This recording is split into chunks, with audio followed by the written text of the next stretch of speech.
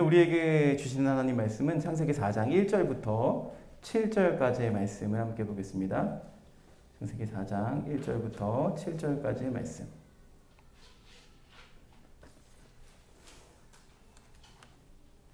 자, 우리 한 절씩 교독하고 마지막 7절은 한 목소리로 읽어보도록 할게요. 제가 먼저 읽습니다. 아담이 그의 아내 하와와 동침함에 하와가 임신하여 가인을 낳고 이르되 내가 여호와로 말미암아 등남하였다 하니라. 그가 또 가인의 아내와 아벨을 낳았는데 아벨은 양치는 자였고 가인은 농사하는 자였더라. 세월이 지난 후에 가인은 땅의 소산으로 제물을 삼아 여호와께 드렸고 아벨은 자기도 양의 첫 새끼와 그 기름으로 드렸더니 여호와께서 아벨과 그의 제물은 받으셨으나 가인과 그의 제물은 받지 아니하신지라. 가인이 몹시 분하여 안색이 변하니 여호와께서 가인에게 이르시되 내가 분하여 하면 어찌 되리요 안색이 변하면 어찌 되리냐. 7절 함께 읽겠습니다. 시작. 내가 선을 행하면 어찌 낯을 들지 못하겠느냐. 선을 행하지 아니하면 죄가 문에 엎드려 있느니라. 죄가 너를 원하나 너는 죄를 다스릴지니라. 아멘. 여러분, 우리 4장 말씀 함께 봤습니다. 4장 말씀을 우리가 한 절씩 보면서 좀 설명을 이어가도록 할게요. 여러분, 가인과 아벨 이야기 잘 알고 있죠. 근데 가인과 아벨 이야기를 막 주일학교 때 배울 때 그 안에 굉장히 많은 서사들이 들어있을 텐데 성경을 보니까 어때요? 기록이 많아요? 그렇게 많지 않아요. 그렇죠? 갑자기 낳았는데 벌써 커서 농사 짓고 양치고 막 이래요. 그렇죠? 유년 시절에 대한 기록은 전혀 없습니다. 그래서 그런 소설들은 보지 않는 게 좋을 것 같고 말씀에 좀 집중해서 좀 알아보도록 할게요. 4장 1절 말씀 보니까 아담이 그의 아내 하와와 동침해서 하와가 임신해서 가인을 낳고 가인의 이름을 뭐라고요? 여호와로 말미암아 등남하였다. 이렇게 이야기했어요. 가인을 낳고 나서. 자, 가인이라는 사람, 이 이름의 뜻인 거죠. 이름의 뜻이 뭐냐면 카인이라고 부르죠. 보통 카인. 그렇죠? 우리가 이제 그 성경이 옮겨오면서 번역되고 또 한자어랑 이게 병합되면서 가인이라고 부르는데 사실은 카인입니다. 카인. 그렇죠? 그래서 동사 카나.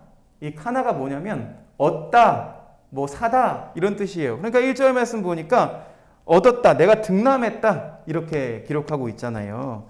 그래서 이 얻다, 사다란 뜻을 누가 붙였냐면 엄마가 이름을 지었어요. 그렇죠? 최초의 자녀는 엄마가 이름을 붙였다는 걸 우리가 알 수 있습니다. 근데 이 하와가 우리가 알기로는 그러니까 여자가 잘못했다는 거 아니야. 그렇죠? 하와가 먼저 이제 그 보험직도 하고 먹음직도 하고 그렇죠? 눈이 밝아져서 내가 더 똑똑해질 것 같고 이런 걸 먼저 경험한 사람이잖아요. 이 사람이 벌써 보니까 이 죄에 물들어서 획득, 내가 뭔가를 겟하는 거, 그렇죠? 득템. 이건 뭐예요? 소유의 관점이 있죠. 소유. 내가 뭘 가졌어? 이 소유에 관심을 기울여서 맏아들의 이름을 이 획득, 얻다, 소유 이런 이름을 가지고 가인이라고 지었다는 거죠. 그러니까 가인의 이름에는 이름 자체, 그러니까 성경에는요 대부분 이름 자체에 그 사람의 어떤 인생이 녹아들어 있어요. 그래서 가인이라는 이름을 보면은 인간의 어떤 소유욕이 반영되어 있는 거죠. 내가 더 갖고 싶고 더 누리고 싶고 이런 소유욕이 이미 이름 자체에 반영되어 있습니다. 이스라엘의 맏아들은요 사실 구약 성경 보면 이스라엘의 처음 것들은 다 하나님의 것이다 라고 이렇게 성경에는 적용이 되어 있는데 이 성경의 산상이 전혀 적용되지 않은, 그렇죠? 하나님의 소유가 아니라 이 사람의 소유, 그러니까 이 자녀도 사람의 소유라는 것을 어쩌면 그 하나님을 거역하는 의미가 여기에 이름 자체에 명시되어 있는지도 모르겠습니다. 2절 말씀 볼까요? 2절 말씀 보니까 이제 또 가인의 아우 아벨을 낳았다. 아벨은 양치는 자였고 가인은 농사하는 자였더라. 이렇게 기록하고 있어요. 그래서 우리가 쉽게 이 말씀, 이 2절 말씀만을 가지고 쉽게 우리가 유추해 볼 수 있는 것이 있죠. 뭐예요? 이거 아니에요? 아벨은 유목민이고 가인은 농경민이다. 이렇게 생각해 볼 수 있어요. 그렇죠? 그런데 이 성서학자들도 보통 이렇게 해석을 하기는 해요. 그래서 가인이 농경민을 대표하고 아벨이 유목민을 대표한다라고 간주하기도 합니다. 근데 가인이 아벨을 죽인 사건이 있죠. 후에 이제 가인이 아벨을 죽이죠. 그렇죠? 근데 이 가인이 아벨을 죽인 사건을 마치 이걸 확대 해석해서 고대에 농경민이 유목민은 움직이면서 살잖아요. 그렇죠? 그렇죠. 뭐 천막 치고 뭐 움직이면서 사는데 이 가는 길을 막고 유목민을 억압했다. 라고 이렇게 확대 해석하는 경우가 있는데요. 근데 따지고 보면은요, 유목민이 농경민을 침략하는 적도 있고, 농경민이 아까 얘기했던 대로 유목민의 가는 길을 막고 억압한 적도 많이 있습니다. 역사적으로 봤을 때 그래요. 그러니까 이거는 우리가 뭐 딱 하나 뭔가를 국한시켜서, 그렇죠? 부분을 가지고 전체로 해석하면 안 되는 그런 오류에 빠질 수가 있습니다. 결국엔 이건 중요하지 않아요. 문맥상 중요하지 않고. 자, 아벨이라는 이름 뜻에 좀 집중해야겠죠. 아벨. 아까 가인의 이름을 집중했으니까. 아벨의 이름은 헤벨에서 왔어요. 이게 무슨 뜻이냐면 바람이 불다, 숨을 쉬다. 전도서에 이 헤벨이라는 단어가 굉장히 많이 등장하는데 전도서에는 뭐라고 나와 있냐면 헛되다. 여러분 되게 헛된 것, 그러니까 뭔가 허탈할 때 어떻게 해요? 한숨이시죠, 그렇죠? 한숨이에요, 한숨. 헛되다. 이겁니다, 이거. 그래서 이 헤벨에서 왔어요. 숨쉬다라는 뜻이 아마 그 헤벨이라는 이름의, 야벨의 이름의 바탕이 됐다라고 우리가 유추해 볼 수가 있습니다. 숨쉬다. 자, 창세기 2장 7절에서 우리가 읽었던 말씀인데 여호와 하나님이 땅의 흙으로 사람을 지으시고 생기를 코에 넣으셔서 그 사람이 생명이 되었더라. 하나님이 뭘 넣으신 거예요? 사람 코에 숨을 넣으셨죠. 숨을 넣으셔서 여러분 하나님의 숨을 쉬는 존재로 인간을 창조하셨어요. 하나님의 숨을 쉬는 존재. 그러니까 사람의 소유에서 온 카인과 반대로 이 아벨은요 하나님의 숨쉬는 존재임을 강조하고 있습니다. 그러니까 뭐예요? 성경에 쉽게 나오는 표현들인데 아벨과 가인은 굉장히 상대적이고 대조되는 관계인 거예요. 그렇게 읽으면 더 쉽습니다. 대조되는 관계. 그래서 아벨은 뭐냐면 아벨은 양 치는 자였어요. 양을 먹이는 일을 하죠. 여러분 양 본 적 있어요? 본 적 있어요? 만져본 적 있어요? 대답 무서워요. 양이 막 다가오면 우리 하임이랑 양 목장 갔다가 하임이가 당근을 주는데 막 다가오니까 막 무서워서 막 기겁했는데 나도 솔직히 무서웠어. 근데 아빠니까 무서운 척 할 수는 없으니까 들쳐업고 막 도망가고 이랬는데 양이 좀 무섭더라고요. 왜냐면 눈에 뵈는 게 별로 없대요. 그래서 먹을 거 있으면 막 달려들죠.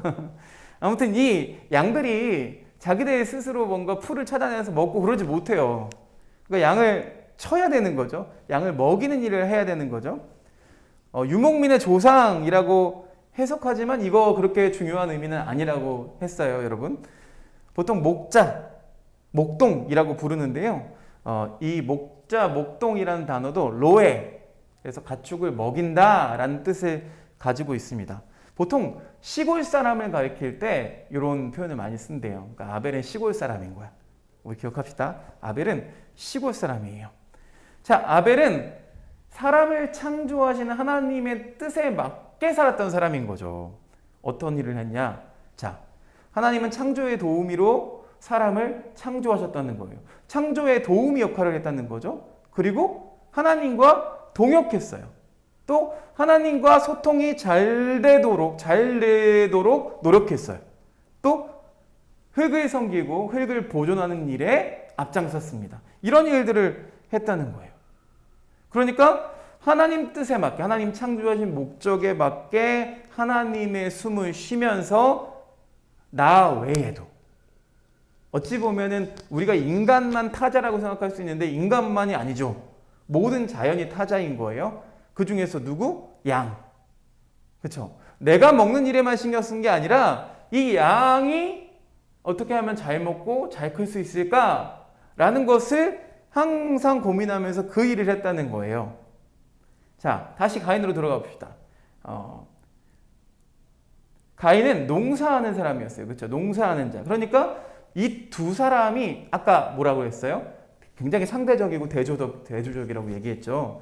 그래서 가인은 농사하는 자라고 이렇게 표현하고 있지만 양을 먹이는 자라는 그 의미랑 대조하기 위해서 이 농사하는 자도 사실은 언어 유희 중에 속해요. 농사, 이 사람 농부, 이 사람은 뭐 목동 이게 아니라 농사하는 자라는 표현은요. 그 우리가 랩할 때 양을 치는 자, 농사하는 자 뭐 이렇게 하면은 라임이 맞잖아요. 라임을 맞추는데 농사하는 자에는요. 약간 부정적인 반어적인 표현들이 있어요. 이게 뭐냐면 보세요. 3장 23절 우리가 읽었던 말씀이에요. 하나님이 에덴 동산에서 그를 내보내시어 그의 근원이 된 땅을 갈게 하셨대요. 그래서 사람의 근원이 된 땅을 갈게 하셨대요. 그러니까 이 말씀은 뭐예요? 에덴 동산에서 추방된 사람은 결국 어떻게 되는 거예요? 자기 중심주의에 빠져버리는 거죠. 그러니까 죄가 이미 들어왔잖아요. 그러니까 어떻게 되는 거예요? 자기 중심에 빠져서 어떻게 해요? 자기 육체를 위해서 일하게 되는 거예요. 육신을 위해서 노동을 하게 되는 거죠. 내 욕망, 내 이 안에 있는 욕망을 위해서 살아가면서 결국엔 자기중심주의에 빠져들게 됐다는 것을 의미합니다. 자, 근데 가인의 생활은 그래서 뭐예요? 자신의 욕망을 충족하는 삶이었어요. 내가 농사를 짓는 것도 내가 더 잘 먹기 위해서, 내가 더 잘 쓰기 위해서 이런 욕망이었던 거예요. 그런데 아벨은 뭐예요? 양으로 대표되는 자기 외에 내가 아닌 다른 사람, 다른 이웃, 다른 자연, 다른 생물들을 위해서 그 피조물을 섬기면서 돌보면서 살았다는 거예요. 굉장히 중요합니다. 자, 그럼 오늘 말씀에서 굉장히 중요한 말씀이죠. 왜 하나님은 가인의 재물을 받지 않았을까? 어떻게 배웠어요? 은연아? 기억이 잘 안 나요? 휘주 어떻게 배웠어요? 그 아벨은 이제 양의 첫째 새끼를 드렸는데 어떤 중요한 건 드렸는데 가인은 그냥 아무거나 드리고. 맞아요. 중심을 드렸다라고 아마 배웠을 거예요. 그렇죠? 히브리서에도 나와 있습니다. 중심을, 그러니까 중요한 것, 그러니까 마음에서 우러나서 뭔가 드렸다라고 우리가 이렇게 배웠습니다. 조금 더 우리가 집중해서 한번 나눠보도록 할게요. 자, 4장 3절 말씀에 세월이 지난 후에 가인은 땅의 소산으로 제물을 삼아 여호와께 드렸대요. 그런데 가인은 어떻게 일했다고요? 누구를 위해서 일했다고? 자기를 위해서. 자기 중심적으로 일을 했고 그 결실을 여호와께 드리긴 했습니다. 근데 자기 중심적인 사람은 제물을 드릴 때의 의도가 어떨까요? 의도. 그 지옥에서 나오는 거지. 의도. 의도가 어떨까요? 그거죠. 여호와 하나님께 바쳤어. give and take. 알죠? 내가 주면 여러분 생일 선물할 때 친구한테 생일 선물할 때 야, 민주야. 친구한테 생일 선물할 때 베프하고 그냥 좀 설렁설렁하는 친구하고 선물을 줄 때 마음이 다르지 않냐? 그렇죠? 베프한테 줄 때는 내가 못 받아도 별로 그렇게 좀 아닌가? 좀 생각이 나긴 하나? 아무튼 그래 그냥 내가 우러나서 주잖아요. 그렇죠? 근데 좀 설렁설렁하는 친구들은 내가 이만큼 했으니까 다음에 나한테도 이만큼 해주겠지? 라는 생각하죠. 그렇죠? 연애할 때도 그런 생각하면 안 됩니다. 진짜 좀 제대로 된 연애할 때는 그런 마음이 전혀 생기지 않아요. 예를 들면은 자녀들한테 뭔가 해줄 때 부모가 뭔가를 계산하지 않잖아요. 그렇죠? 그냥 너네들이 말 안 들을 때 야 여태까지 너네 먹은 거 다 뱉어내 뭐 이렇게 얘기할 수 있겠지만 그 진심이 아닙니다, 여러분. 근데 그런 생각을 하는 거예요. 자기 중심주의에 빠진 사람은요 타자를 위할 줄 모르기 때문에 심지어 하나님과의 관계에 있어서도 하나님 중심이 아니라 자기 중심이 되는 거예요.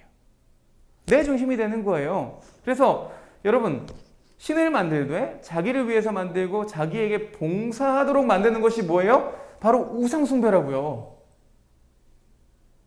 가인이 뭐 살인자의 원조 이렇게 얘기하고 그렇죠? 뭐 아까 얘기했지만 농부의 원조 뭐 이렇게 얘기하긴 하는데 그게 아니라 그보다 더 중요한 건 뭐예요? 가인은 우상숭배의 원조였던 거예요. 우상숭배의 원조. 나 자신을 섬긴 거예요. 하나님이 아닌. 4절 말씀 보니까요. 아벨은 자기도 양의 첫 새끼와 그 기름으로 드렸더니 여호와께서 아벨과 그의 제물은 받으셨대요. 자, 제물을 드리는 장면에서 가인과 분명히 비교가 되고 있죠. 그렇죠? 그래서 하나님이 야 이거 아벨이 더 모범이야 봐봐 이렇게 보여주시는 것 같아요. 아벨은 자기가 거느리고 있는 피조물을 살리기 위해서 이랬어요. 여러분 살리기 위해서 이랬다는 거예요. 자기를 위해서만 사는 게 아니라 창세기 1장 28절 말씀처럼 하나님 명령에 따라서 피조물을 섬기려고 노력했던 사람이었어요. 5절 말씀 보니까 가인과 그의 재물은 받지 아니하니까 가인이 어떻게 했대요? 몹시 분하여서 안색이 변하였다. 자, 가인은 인류 최초로 화를 낸 사람이기도 합니다. 그렇죠?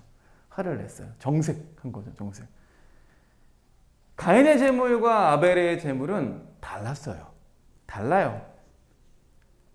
뭐가 달라요? 의도가 달라요. 의도가. 가인의 재물은 뭐예요? 하나님한테 잘 보여서 내가 이득을 보여 속셈으로 바쳤어요. 하나님은 나를 위해 계시는 분, 나와 함께 하시는 분 이게 아니라요. 하나님은 나의 성공을 위해서 봉사하시는 분으로 만들어버린 거죠. 가인이 화를 냈죠. 가인이 화를 냅니다. 가인이 막 분노해요. 자신의 욕구를 충족하기 위해서 하나님 앞에 재물을 바쳤는데 그게 부정당한 거죠.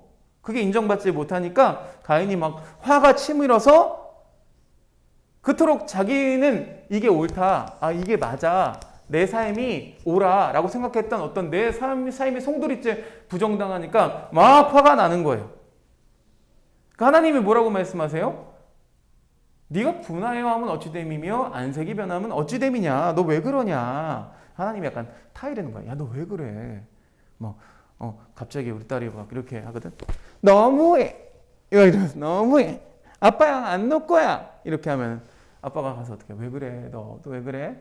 얘라 왜 그래? 이렇게 하는 것처럼 하나님이 너 왜 그래? 너 왜 이렇게 안색 변하고 너 왜 화내고 그래? 이렇게 얘기한 거예요.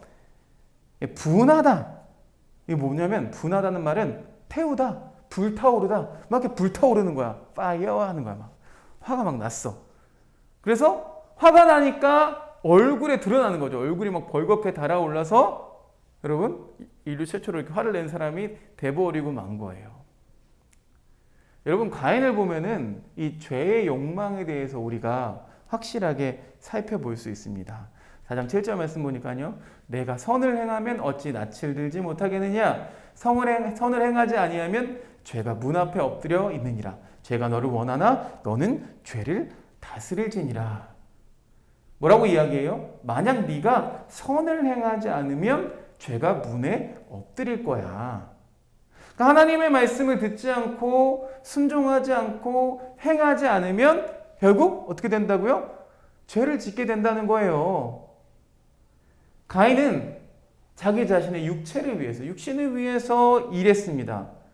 그러면서 내 소욕을 따라 살다 보니까 하나님의 뜻을 거역하는 삶을 살았어요. 그래서 재물을 바칠 때조차도 자기중심적으로 이거 바치면 뭐 더 해주시겠지? 이런 마음으로 바쳤습니다. 그런데 이런 게 어때요? 하나님 보시기에 좋지 못했어요. 그게 좋아 보이지 않았어요. 하나님은요, 사람을 만드실 때 보기 좋은 존재로 창조하셨는데 인간이 하나님을 막 저버리고 자기 멋대로 살아가니까 하나님 보시기에 좋지 않은 악한 존재로 전락해버리고 말죠. 훗날 이 가인은 결국 아까 얘기했죠. 아벨은 시골 사람이라고 했잖아요.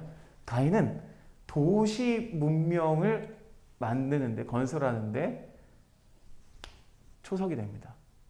시조새가 돼요. 가인이. 시골집과 서울집 얘기 알죠? 그런 것처럼 아벨은 시골 사람, 가인은 도시 사람. 이렇게 돼버리는 거예요. 죄를 짓게 하는 요인이 여러분 무엇입니까? 우리 안에 있는 욕심이 근원이 되는 경우가 많죠. 그쵸? 자, 하와가 선악과를 먹었어요. 그쵸? 이거 왜 그런 거예요? 뱀의 꼬임 때문에, 물론 뱀의 꼬임도 역할이 있었지만 그 안에 뭘 자극했죠? 욕심을 자극했어요. 욕심을. 보암직도 하고 먹음직도 하고. 그쵸? 욕심을 자극해서 욕심이 우리 안에 다 있죠. 그런데 특히 자기중심적으로 사는 사람에게는 이 욕심이 더하다고요. 더 도드라져서 드러난다고요. 그래서 하나님께서 바라시는 대로 사는 게 아니라 죄가 원하는 일을 행하면서 살게 돼요. 그럼 뭐라고 불러요? 죄인이라고 부르죠. 죄인. 근데 성경 말씀 보니까 뭐래요? 너는 죄를 다스리지니라. 그렇죠? 죄를 다스리래요. 어떻게 해요? 강제로 눌러서, 아까 얘기했잖아. 사탄 밟아버리세요. 낮게 밟아버리세요. 강제로 눌러서 다스려야 된대요. 우리가 아무리 의식이 깨어있고 날마다 뭐랄까요? 생동감 있는 생명력 있는 존재라고 할지라도 여러분, 죄 안 짓고 살기 쉬워요? 안 쉬워요? 쉽지 않아요. 그쵸? 나도 그래요. 막 화가 나도 가인처럼 안색이 변할 때가 있다니까요. 그러면 무엇으로 다스려야 될까요? 이 죄를 우리가 어떻게 다스려야 될까요? 어떤 방법으로? 성경에 나와 있어요. 히브리서 말씀 같이 읽어보겠습니다. 시작. 새 언약의 중보자이신 예수와 및 아벨의 피보다 더 나은 것을 말하는 뿌린 피니라. 뭐라고요? 아벨이 등장하네요. 그렇죠? 예수님이 나오시는데 아벨의 피보다 더 나은 것을 뿌려주셨대요. 여러분, 아벨이 죽죠. 피를 흘려요. 결국 살인이 일어납니다. 근데 이 아벨의 모습 속에서 예수 그리스도의 모습을 우리가 발견할 수가 있어요. 왜냐하면 희생했어요. 그렇죠? 잘못한 거 있어요? 없어요? 잘못한 거 없어 보이지 않아요? 그렇죠? 그리고 타자를 위해 살았어요. 하나님 말씀대로 살았어요. 하나님의 숨을 쉬면서 살았어요. 죽을 이유가 없죠. 근데 죽었어요. 누가 죽였어요? 도시 문명을 만드는 데 가장 앞장섰던 자기중심적인 가장 대표적인 인물 가인이 죽였어요. 예수님도 이 땅에 오셨어요. 이 땅에 오셔서 하나님의 일을 하셨어요. 행하셨어요. 그분은 죄가 없으셨어요. 그런데 죄를 만들어내죠. 그렇죠? 이 어떤 문명에 사로잡혀서 자기의 출세와 자기만 아는 사람들이 결국 예수님을 십자가에 못 박았어요. 그런데 오늘 히브리서 말씀 보니까 아벨의 피보다 더 나은 것을, 그 피를 우리에게 뿌려주신대요. 더 완벽한 그 피를 우리에게 뿌려주시는 거예요. 그러니까 우리가 의지해야 될 게 뭐예요? 예수님의 보혈의 피인 거죠. 왜 이렇게 교회는 피 얘기를 많이 해요? 징그럽게 하는데 그럴 수밖에 없어요. 그 피가 우리 안에 흘러야만 우리가 하나님의 숨을 쉬는 존재가 된다고요. 우리가 예수님을 통해야만 완벽한 구원을 맛보게 되는 거라고요. 우리는 이 가인과 같은 사람들이에요. 하나님의 숨을 쉬는 방법을 잊어버리고 있어요. 그러니까 어떻게 해야 돼요? 회복하려면 그 피가 뿌려져야 되는 거예요. 예수님의 피를 묵상하면서, 예수님을 묵상하면서 예수님 있는 것처럼, 심지어 교회 나와서도 예수님 없는 것처럼 사는 사람도 있죠. 예수님 있는 것처럼 살아야 돼요. 여러분의 곁에 항상 계셔. 내 곁에도. 그러면 우리의 생각이 좀 달라지겠죠. 우리가 좀 우리 마음대로 숨을 쉬는 게 아니라 하나님과 함께 숨을 쉬며 살아갈 수 있겠죠. 그 피로 이 땅에 정의가 실현되었습니다. 사랑하는 여러분, 오늘도 이 말씀을 기억하면서 우리 죄의 문제 여전히 우리는 어렵습니다. 쉽지 않습니다. 그러나 그 죄의 모든 문제를 그리스도 예수의 보혈로 말미암아 깨끗하게 씻김받는 오늘 이 주일이 되기를 간절히 소망합니다. 함께 기도하겠습니다. 하나님 감사합니다. 오늘도 주신 말씀 기억하며 감사드리며 주님 앞에 나아갑니다. 하나님, 우리는 여전히 자기중심적으로 살아갑니다. 이 말씀에 등장하는 가인과 같은 모습이 우리에게 다 있습니다. 주여 용서하여 주시옵소서. 우리에게 회복을 허락해 주시옵소서. 그리스도의 보혈로 말미암아 우리를 회복시켜 주시옵소서. 다시 살게 하여 주시옵소서. 다시 숨쉬게 하여 주시옵소서. 예수로 숨쉬고 하나님이 원하시는 나만을 생각하는 것이 아니라 다른 이들을 위해서, 타자를 위해서 함께 살아가는, 함께 어울려 살아가는 우리 한 사람 한 사람 될 수 있도록, 예수님 있는 것처럼 하루하루를 살아갈 수 있는 우리 아나틴제 친구들 다 될 수 있도록 주님께서 이끌어 주시옵소서. 예수 그리스도의 이름으로 기도드렸사옵나이다. 아멘.